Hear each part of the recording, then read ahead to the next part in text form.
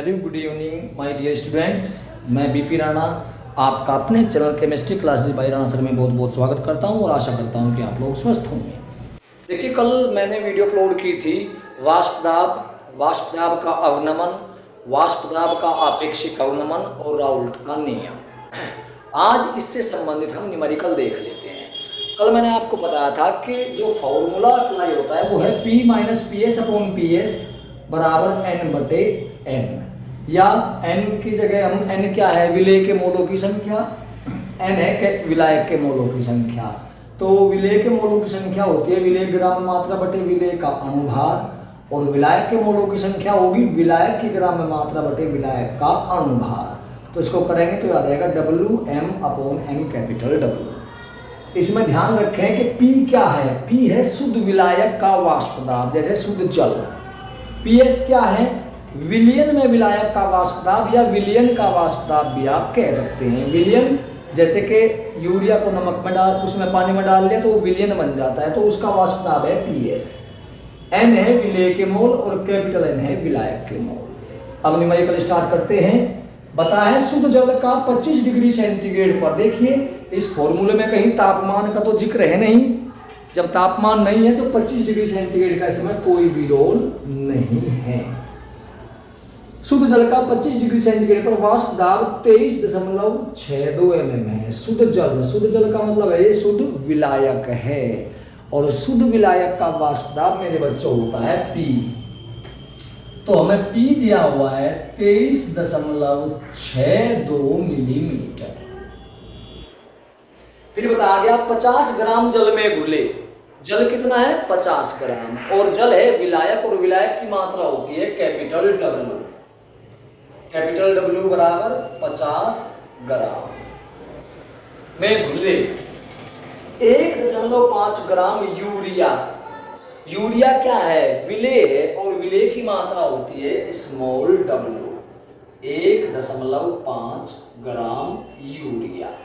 Urea का सूत्र लिख देता हूं, अणुभार निकालने में इसी का ही हमें सहारा लेना पड़ेगा। यूरिया विलयन का वाष्प दाब क्या होगा। जब बेटा हम यूरिया को पानी में घोल देंगे तो वो विलायक होगा, विलेय होगा या विलयन होगा।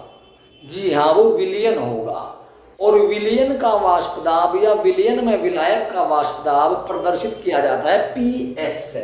तो PS हमसे पूछा है। अब इसमें कुछ चीजें ऐसी हैं जो आपको अपने पास से रखनी पड़ेगी, जैसे जल का अणुभार M कितना होता है जी, 18। यूरिया का अणुभार स्मॉल m कितना होता है जी, 60। भाई 14 2 16 और 12 28 और 16 44 और 14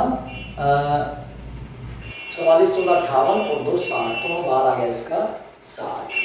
तो P है 23.62, W ये सभी आंकड़े आपको दे दी गई। फॉर्मूला अप्लाई कर देंगे, P minus P S upon P S बराबर n बटे n, या ये कह दीजिए small w capital M upon M capital W। चलिए मान रख के देखते हैं जी। P का मान कितना है जी, 23.62। 23.62 PS हमसे पूछा गया है अपॉन PS। स्मॉल w कितना है जी, 1.5 ग्राम गुणा कैपिटल M कितना है जी, 18 बटे स्मॉल m कितना है जी आपका 60। कैपिटल W कितना है जी आपका 50 ग्राम। अब इन्हें डिवाइड करके देख लेते हैं जी। भैया 36 18 और 6 दाई 60, 5 दाई 50 और 5 दिए 15.3। 3 की 3 में गुणा 0.9 और बटे आपका 10.100, यानी ये आ गया 0.009 बराबर किसके, इसके, यानी 23.62 minus PS upon PS equals to 0.009। बेटा इस PS को इधर ले जाओ, गुणा में चला जाएगा, तो हम कह सकते हैं या 23.62 माइनस PS बराबर 0.009 PS। ये PS माइनस में, इसे उस साइड में ले जाओ, प्लस में चला जाएगा, यानी 23.62 बराबर 0.009 PS प्लस PS। बेटा PS ले लेंगे इसमें से कॉमन, तो कॉमन लिया तो ये रहेगा 0.009 और प्लस 1।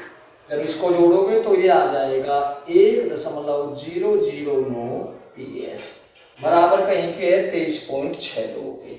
तो अगर हम इसको इधर लाएं तो बटे में आएगा, बराबर रह जाएगा PS। तो हम कह सकते हैं जी कि PS बराबर आएगा 23.62 बटे 1.009।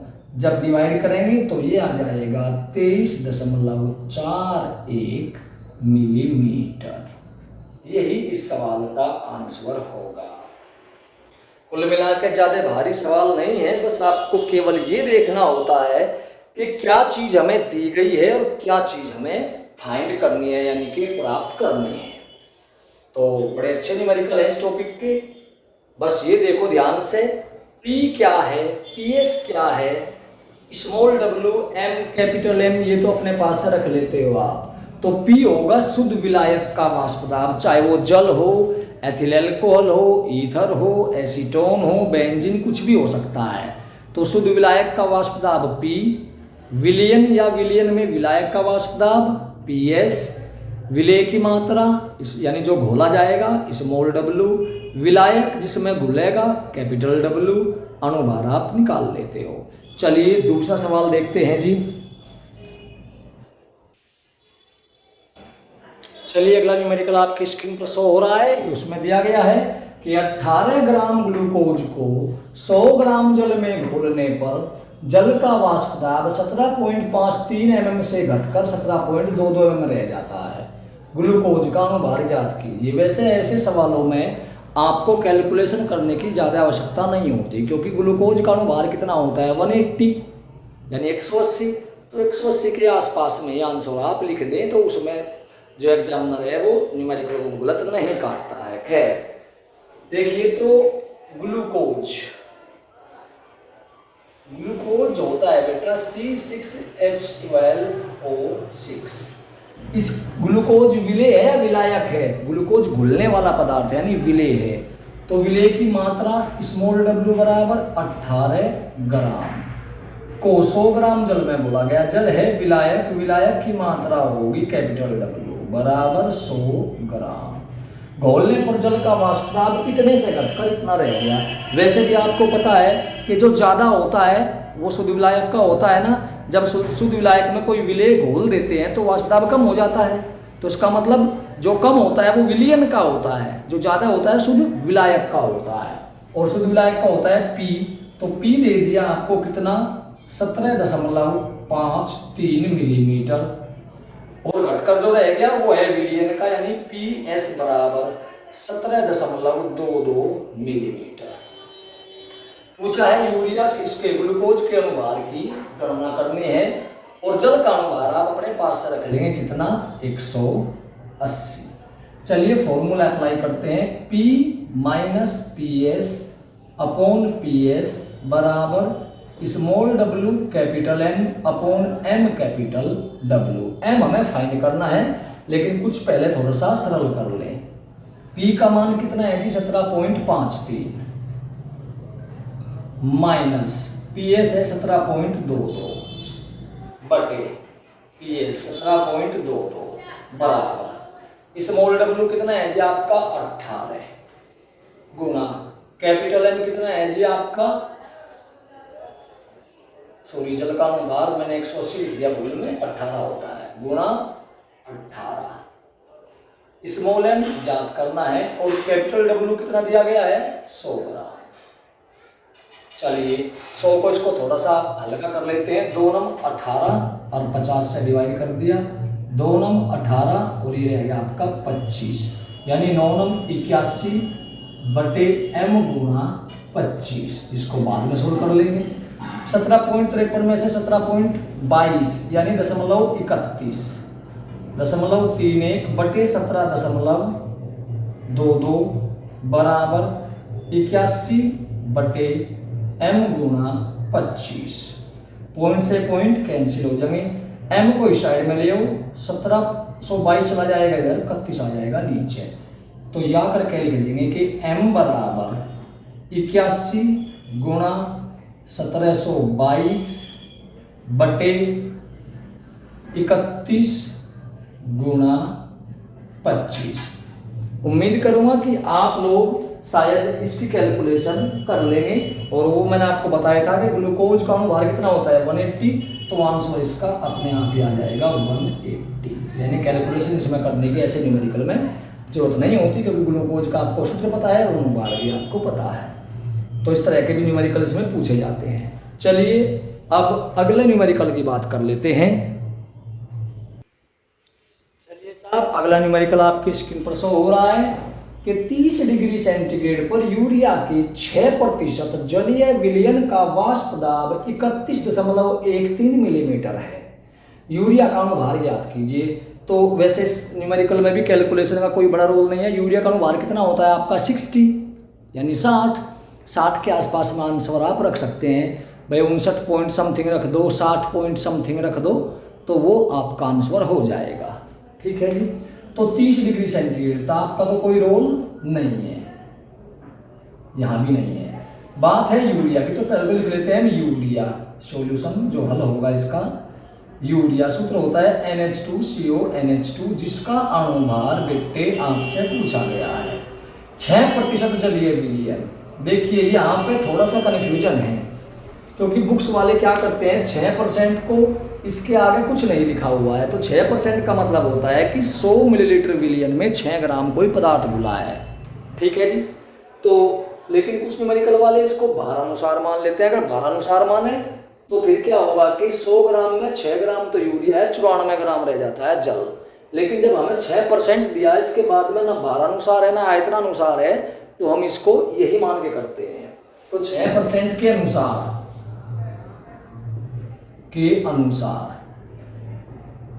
100 मिलीलीटर विलयन में, यानी विलयन यानी कि जल का आयतन हो गया आपका 100 मिलीलीटर, ये आयतन है जी। और विलेट की मात्रा स्मॉल w बराबर 6 ग्राम। लेकिन इसमें तो सूत्र में कहीं आयतन आता ही नहीं, तो इसको क्या करेंगे अपने पास से लिख लेंगे जल का घनत्व। जल का घनत्व होता है जी आपका 1 ग्राम प्रति ml, यानी 1 ml का भार 1 ग्राम। तो 100 ml का भार कितना हो गया 100 ग्राम, और भार क्या है यानी कैपिटल W। तो यहाँ से हमें 100 ग्राम मिल जाता है विलायक का भार। हाँ, तो 6% तो ये 6 ग्राम तो हो गया विलेय, और 100 ग्राम हो गया आपका विलायक। 100 ml था, उसे हमने घनत्व के अनुसार ग्राम में बदल लिया। का वाष्प दाब 31.13 mm है। 6% जलीय विलयन, शब्द दिया हुआ है विलयन, तो विलयन का वाष्प दाब है। विलयन का वाष्प दाब क्या होता है PS, कितना 31.13 मिलीमीटर। यूरिया का अनुभार ज्ञात कीजिए। m हमें ज्ञात करना है, स्मॉल m।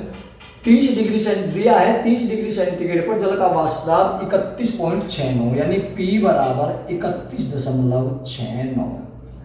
वैसे मैंने आपको बताया था अगर दोनों दाब दिए हुए हैं, विलयन का भी विलायक का भी, तो उसमें जो ज्यादा होगा वो विलायक का होगा, जो कम होगा वो विलेय का। यानी जो ज्यादा होगा वो P होगा, जो कम होगा वो PS होगा। फॉर्मूला अप्लाई करते हैं मान्यवर। तो P minus PS upon PS equal to small w capital M upon M capital W।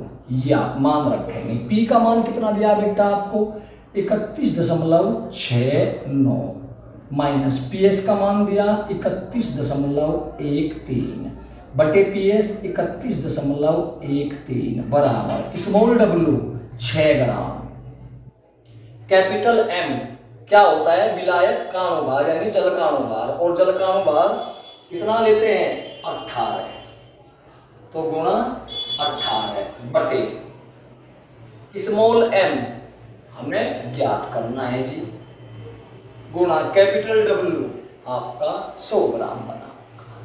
थोड़ा सा सोल्व कर लो, 2 3 6 और 50, 2 9 18 और 25, 9 3 27 बटे m गुणा 25। घटाते हैं 69 में से 13 गए 56.5 31.13 बराबर 27/m×25। और मेरे बच्चों m को इधर ले जाओ, ये गुणा में ये भाग में, या m बराबर आ जाएगा आपका 27 गुणा 31.13 बटे 0.56 और गुणा 25। इसको आप सोल्व कर लीजिएगा, आंसर लगभग 60 के आसपास में आ जाएगा। 60 से कुछ कम आए तो भी कोई दिक्कत नहीं है, ज़्यादा आ जाए 60 से तो भी कोई दिक्कत नहीं है, लेकिन अनुभाग 7 होता है तो मैंने 60 लिख दिया। हालांकि एक्यूरेट 60 नहीं आएगा, कुछ कम या ज़्यादा आएगा, तो वो आप कैलकुलेशन कर लीजिएगा। मैं कैलकुलेशन करूँगा तो टाइम लग जाएगा, आपका डाटा खराब होगा, तो इसको कैलकुलेट कर लीजिएगा। पॉइंट से पॉइंट कैंसिल हो जाएगा, ये पॉइंट कैंसिल, ये तो आप लोग इसको कर लीजिएगा कैलकुलेशन। लगभग 60 के आसपास में 58 पॉइंट कुछ आ जाओ, 59 दशमलव कुछ आ जाओ, 60 पॉइंट कुछ आ जाओ, 61 पॉइंट कुछ आ जाओ तो भी कोई दिक्कत नहीं पड़ती। तो लगभग 60 आएगा तो कैलकुलेट करके देख लीजिएगा। चलिए अब अगला न्यूमेरिकल देखते हैं। चलिए नेक्स्ट न्यूमेरिकल आपकी स्क्रीन पर शो हो रहा है। कहा गया है कि जल का वाष्प दाब 10% कम करने के लिए जल के 5 मोल में घुले यूरिया के मोलों की संख्या ज्ञात करनी है। थोड़ा सा ध्यान देंगे, हमारे पास में जो जल है उसका वाष्प दाब हमें 10% कम करना है, तो उसके 5 मोल में यूरिया के कितने मोल घोलने पड़ेंगे। तो इसका सॉल्यूशन देखिए आप। माना शुद्ध जल का वाष्प दाब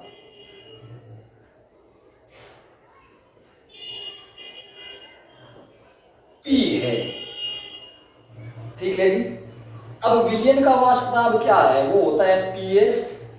तो PS बराबर होगा P का 10% कम करना है हमें, तो हो जाएगा P माइनस P का 10%, यानी कि 0.1 आ गया ये, या लिख सकते हैं P माइनस पॉइंट P। अगर P कॉमन लेंगे आप तो P 1 माइनस 0.1 यानी कि 0.9 P, यानी जल का वाष्प दाब P है तो PS आया कितना 0.9 P। तो जल के 5 मोल, जल के मोल लिखते हैं कैपिटल N से 5 मोल में घुले यूरिया के मोल स्मॉल n से ज्ञात कर दें। बस बड़ा सिंपल है, छोटा सा formula P minus PS upon PS बराबर N अपॉन कैपिटल N, या P का मान तो P है ही, PS कितना है 0.9 P, 0.9 P अपॉन 0.9 P बराबर N बटे 5। अब जब P में से 0.9 P घटाएंगे यानी P कॉमन ले लेंगे तो ये बच जाएगा 0.P या 0.1 P अपॉन 0.9 P बराबर N बटे 5। P से P कैंसिल, पॉइंट से पॉइंट कैंसिल, यानी N बटे 5 बराबर 1/9, 5 को इधर ले जाएंगे बराबर रह जाएगा N। तो हम कह सकते हैं N बराबर 5/9, यानी 0.9×5 बचे 4, सॉरी हाँ 5, 9×5 0.555 या 0.56 मोल उसके हमें घोलने पड़ेंगे। ये कहा कि जल का वाष्प दाब 10% कम करना है। अगर शुद्ध जल का P हो तो इसका 10% कम क्या होगा, P माइनस, कम है, कम करना है तो P गुणा 10/100। तो ये PS आ जाएगा, P आपको बता ही दिया। तो इस तरह से ये न्यूमेरिकल भी आपका हो जाएगा। चलिए अब एक और न्यूमेरिकल देख लेते हैं। देखिए अगला न्यूमेरिकल आपकी स्क्रीन पर शो हो रहा है। एथेनॉल, बेटा एथेनॉल का मतलब एथिल एल्कोहल यानी C2H5OH का वाष्प दाब 20 डिग्री सेंटीग्रेड पर, तो आपका कोई रोल है नहीं, केवल कंफ्यूज करने के लिए दे देता है। 44.5 मिलीमीटर है।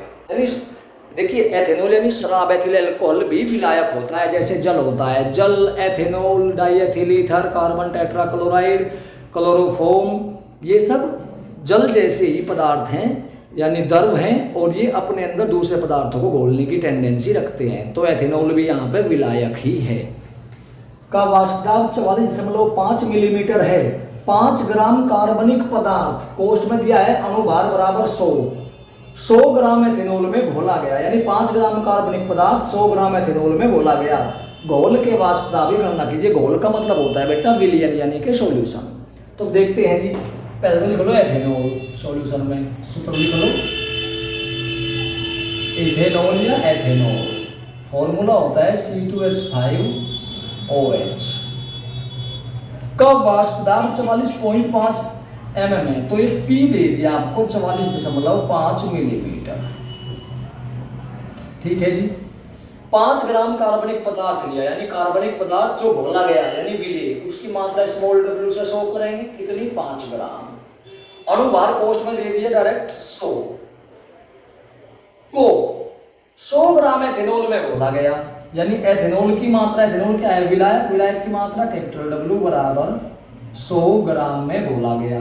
घोल के वाष्प दाब यानी PS की हमें गणना करनी है।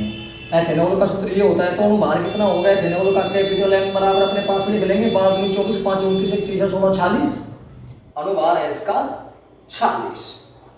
बस न्यूमेरिकल में फॉर्मूला लगाएं और न्यूमेरिकल आपका बन गया P minus PS upon PS equals to small w capital M upon M capital W, या P का मान कितना है 44.5 माइनस PS जो हमें ज्ञात करना है। स्मॉल w कितना है जी आपका 5, कैपिटल M आपका 40, स्मॉल m 100 और गुना कैपिटल W आपका 100। तो क्या करें, इसकी गुना करके और भाग दे दो। तो 5 6 30, 5 चौक 20 और 3 23 बटे 100 गुना 100 यानी कि 10,000 कर लो। ठीक है जी। 0 से 0 कैंसिल, 2 23 को 100 1000 से डिवाइड करेंगे 0.023। चलिए, यानी 44.5 minus PS upon PS equals to 0.023। PS को राइट साइड में ले जाओ तो हम कह सकते हैं या 44.5 माइनस PS बराबर 0.023 PS। ये PS माइनस में उधर जाके वही प्लस में हो जाएगा, तो हम कह सकते हैं कि 44.5 बराबर 0.023 PS और प्लस PS। PS कॉमन ले लेंगे तो ये आ जाएगा 1.023 PS। 1.023 PS, इधर 44.5 है, PS को यहीं रख लो, 1/1.023 इधर आएगा, भाग में आ जाएगा, तो PS आ जाएगा आपका 44.5 बटे 1.023 बराबर। एक बार ये देख लो कि कैमरे से बाहर तो नहीं जा रहा, नहीं कैमरे के अंदर ही है। तो जब इसको डिवाइड करेंगे तो ये लगभग 40.13 मिलीमीटर आपका आ जाएगा। तो इस तरह से ये सवाल हो जाते हैं। अच्छे न्यूमेरिकल है, बहुत बार और अब की बार बड़े चांस हैं इसके न्यूमेरिकल के, वाष्प दाब के, अवन राउल्ट के नियम के न्यूमेरिकल में कन्फर्म मान के चलिएगा कि आपको न्यूमेरिकल मिलना ही मिलना है। न्यूमेरिकल बड़े आसान है। मैंने आपको 5 तरह के, वैसे न्यूमेरिकल तो और भी बहुत सारे हैं बच्चों, बहुत सारे हैं, लेकिन मैंने वे न्यूमेरिकल आपको बताए हैं जो आते हैं या फिर उनके जैसे न्यूमेरिकल आते हैं। तो 5 टाइप के न्यूमेरिकल मैंने आपको अलग अलग टाइप के बता दिए। इन्हीं में से कोई ना कोई न्यूमेरिकल आपके सामने मिलना ही मिलना है। तो इन न्यूमेरिकल्स को आप अच्छे से तैयार कर लीजिए। इन न्यूमेरिकल्स में ज़्यादा बड़ी बात कुछ नहीं है, बस ये ध्यान करना है कि क्या चीज़ दी हुई है, क्या प्राप्त करनी है। कोई भी सवाल हो, फिजिक्स, केमिस्ट्री, मैथमेटिक्स, उसमें केवल एक ही सूत्र होता है, 2 चीज़ें ज्ञात करनी होती हैं, क्या दिया है, क्या प्राप्त करना है। बस दिया हुए को लिख लो और प्राप्त करना है, फॉर्मूला लगाइए, सवाल बिल्कुल आपका हो जाएगा। न्यूमेरिकल के जो पॉइंट होते हैं वे होते भी बिल्कुल जेन्युइन हैं। अगर आप इस न्यूमेरिकल को यहाँ तक भी करके छोड़ दो, यहाँ तक केवल, तो भी एग्जामिनर नंबर नहीं काटने का। 3 नंबर है तो क्या कर सकता है, आधा नंबर काट सकता है ना, आधा क्यों काटेगा, वो तब भी पूरा करना है। तो इसलिए अगर 3 नंबर हो, 3 के 3 नंबर ही आपको देता है। इसीलिए कहा जाता है कि न्यूमेरिकल्स पर विशेष ध्यान दीजिएगा। तो न्यूमेरिकल के जितने भी थे 5 टाइप के न्यूमेरिकल मैंने आपको बता दिए। इन्हीं 5 टाइप में से कोई सा न कोई सा अदल बदल करके संख्याएं बदल करके आपको देता रहता है। आशा करता हूं कि वीडियो आपको पसंद आया होगा। अगर वीडियो पसंद आया हो तो मेरे channel chemistry classes by Rana sir को सब्सक्राइब जरूर कीजिएगा और वीडियो को लाइक और शेयर करना न भूलें। अगर पसंद आया हो तो, अगर नहीं पसंद आया हो तो बात अलग है। अगले टॉपिक में मिलते हैं प्राशन दाब और उसके न्यूमेरिकल के साथ में। तब तक के लिए जय हिंद, जय भारत।